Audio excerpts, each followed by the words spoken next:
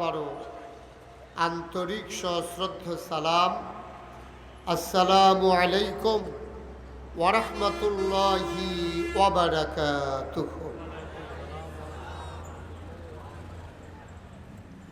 দেবিদ্বারে আমার জীবনে বোধহয় আমি সবচেয়ে বেশি মাহফিল করেছি, কিন্তু প্রপারে অনেক বেশি মাহফিল করা হয়েছে, বিষয়টা এমন না।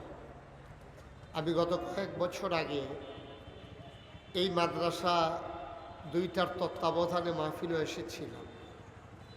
আসলে রাস্তার উপরে মাহফিল করা এটা মাহফিলের পরিবেশের জন্য অনুকূল না, যেহেতু গাড়ি ঘোড়া যায়, এখানে হর্ন হয়।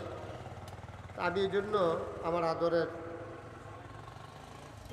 সালেহ আহমদ মনিরকে বলছিলাম যে দূরে কোথাও যদি মাঠ পাও